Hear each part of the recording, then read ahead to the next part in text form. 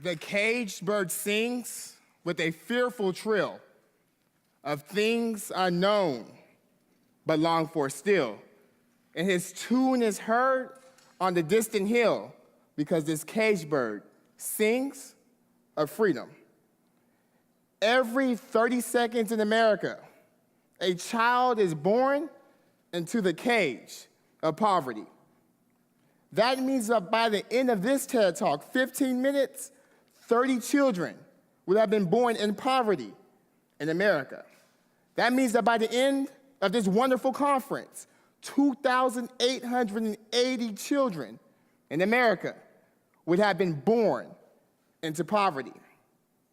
And poverty is a critical issue for TEDxSanJoaquin, for San Joaquin County, for Stockton, California, because in our county, 47% of all Latino families and 42% of African-American families live on incomes of $35,000 or less. That figure is about $20,000 less than it costs to attend this fine institution for 1 year. That figure is probably less than what it took to throw this wonderful TEDx event. And poverty is a critical issue for our community because poverty is correlated with all types of other negative social ills. A child born in poverty is more than likely to be in the 86% of African-American children, the 83% of Latino children, and the 58% of white children who can't read or do math at grade level in 4th, 8th, or 12th grade. In Stockton, California, a child born in poverty has a life expectancy of 15 years less than a child born in a more affluent zip code in Stockton. The discrepancy between 95202 and 95207, 12 minutes away from each other, is 15 years.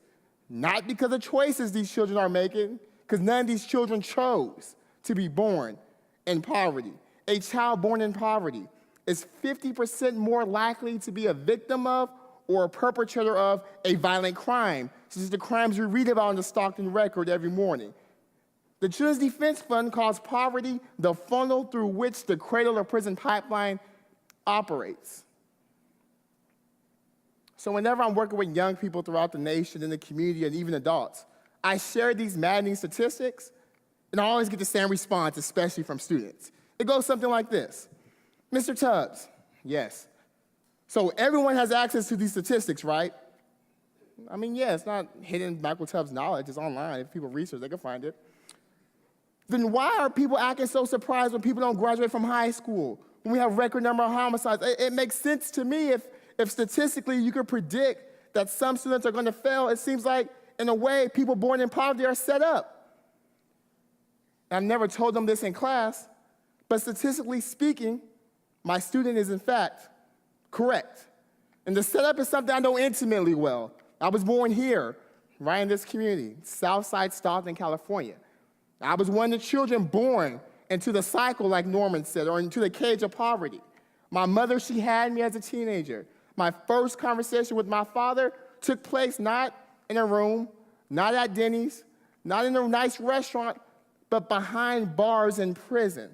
I went to SUSD schools, and the message I received a lot growing up was that the options I had, that I was in fact set up for two things, prison or death.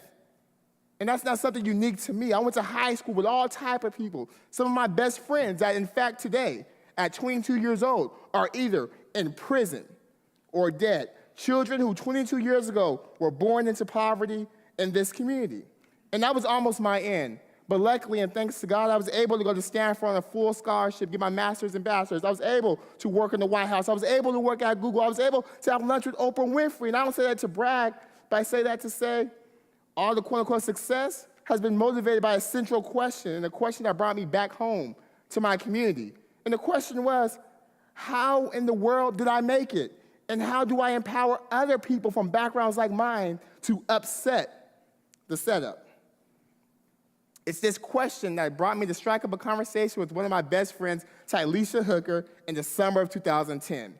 We sat down, we read the Stockton Record, and noticed that everybody who was being murdered for that month was between 16 and 24 years old, was from a neighborhood rife with violence, came from poverty, and came from a failing school. So we said, what was it about us? How did we upset this up, and how can we take that to scale for other students? And we looked at each other and said, you know what? It was something about education. Somehow, she's at Pacific, I'm at Stanford. There was something about the education we received that empowered us. So we said, okay, we're gonna try this education thing. And we started the Summer Success and Leadership Academy here at the University of Pacific. And we said we want to take students who feel they are set up, students who statistically speaking are in fact set up, and bring them to this campus for a week. And we don't want to just bring them here for a horse and pony show. We want to teach them about the setup. We had lessons over the statistics that I went over earlier. We talked about Tupac and the rose that grew from concrete. We talked about Invictus and the fact that you are the master of your own fate and the captain of your own soul. But we also talked about the truth. We talked about the statistics. We talked about how we could predict if a room full of African-American males, according to the Children's Defense Fund, 1 in 3 will be in jail sometime in their lifetime. That's not because I have a crystal ball that can analyze people's choices and predict what they're gonna do. It's because statistics tell me that is true. So we brought them on campus for a week. We put them in groups, and we had them develop community action plans and figure out how are you going to change your community? How are you going to upset the setup? And the students we picked weren't the quote-unquote leader types all the time. A lot of them had below 3.0 GPAs. A lot of them were in alternative schools. A lot of them had disciplinary issues. But by the end of the week, we had UOP professors saying, wow, you must have picked the greatest students in Stockton. They're so intelligent. We had parents and community members saying, wow, they did this research in a week. How in the world did you guys empower those students to upset the setup? So if I can share anything with you today, I'll share with you 2 stories of 2 students in our program who are doing amazing things. One was born in East Side Stockton. Like myself, teenage mother, never met his father, gang members in his family, but through our participation in the program and being empowered, is now a freshman here at the University of Pacific. Another student, 16 years old when we met her, in an abusive relationship, a foster child, didn't know either of her parents, is now a sophomore here at the University of Pacific. So the secret sauce worked, we realized, that we did teach our students how to upset the setup. And if I was a mean person, I would keep that information to myself. But we have a whole lot of students in our community who need to be empowered and taught how to upset the setup. And we have educators in the audience. We have parents. We have mentors. We have friends. We have concerned community members. So before I leave this stage, I just want to share briefly with you 4 things that will help all the young people in our community, in our city, in our nation who are trapped in the cycle of poverty, how to upset the setup. Number 1, first we have to admit the setup is real. Too often people say, well, Michael, you made it. You went to Stanford. Anybody can make it. No. Anybody can make it, but statistically, it's not possible. And students, young people know, they're not dumb. They feel a sense of powerlessness. They read the news, they walk in the neighborhoods, they go to the schools, and they realize that failure is not only an option, but seemingly seems to operate as a destiny. So the first thing we do is always be real with our students and say, you know what? The setup is real. Statistically, there are all these things that will put you on trajectories to failure, but we don't leave them there. The second thing we do, we empower versus inspire. And that's not me playing with semantics. Because if I'm trying to inspire you, that means Michael Tubbs has some secret knowledge to give you. I'm gonna give you inspiration. But I submit to you today that people in poverty don't need to be inspired to not be poor. No one needs to be inspired. No, seriously. No one needs to be inspired to not be hungry. No one needs to be inspired to not hear gunshots every night. No one needs inspiration to break the cycle of poverty. Are you kidding me? What they need is to be empowered. So if I'm inspiring you, I'm giving you something. But in the Leadership Academy, we empower. We let the students see what they have inside them, how they themselves have all the skills needed to upset the setup. The third thing we do is we affirm these students' identities. Far too often in working with at-risk youth or set-up youth, we say all the deficits. They lack parents. They lack health care. They lack role models. They lack skills. They lack hard work. They lack ingenuity. They lack intelligence. They lack, no. To be a student from an at-risk background and to even sit in the classroom after hearing gunshots the night before, to me, that suggests resilience. That suggests brilliance. That represents a strength and a vitality that we need to capitalize on because these students are brilliant. Are you kidding me? How can you sit still in a classroom and listen to a boring lecture for 6 hours, knowing that when you get home, you're going to hear gunshots and you might not be able to eat.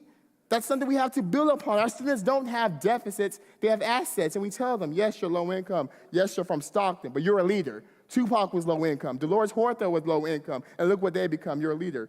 The last thing we do in the SSLA is we connect their education and their program to something more than a grade, something more than being successful for yourself. We connect it to community uplift. We say you're here at Pacific because you're the solution. You're here in this leadership academy getting these classes, not because I'm gonna give you a grade, but because we're gonna give you the tools to break down oppressive systems, to upset the setup not only for yourself and for your families. So we empower our students to upset the setup. Might I tell you, in 10 years, Forbes will have to write a whole nother article about this great city that I call home.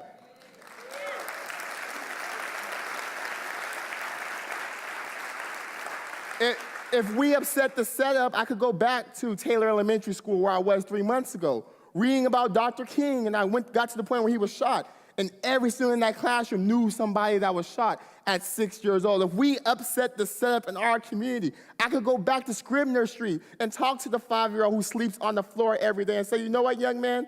Your community is not ideal. The setup is real. What you're feeling is not an illusion. It's more than you pulling yourself up by your bootstraps. We have to give you boots first, but you can upset the setup. So as I prepare to close, please do not clap for me. Rather, use your hands to roll up your sleeves and do the work necessary to touch the lives of young people, the 30 young people who were born in poverty just at the end of this speech, the 2,880 that will be born at the end of this day. Students like me who are in our schools, in our community, have all the potential in the world, like Norman said, but just need somebody not to inspire them, but to empower them, to need somebody to recognize that in many ways they are set up to fail, but there's a difference between the facts and the truth. The fact is, all the statistics are true. The truth is, like Tupac said, roses can still grow from concrete, and communities like Stockton, counties like San Joaquin can in fact work together, collaborate, empower, motivate, mentor, and equip our students to upset the setup, not only in their lives, but in the lives of all the people that surround them. Thank you.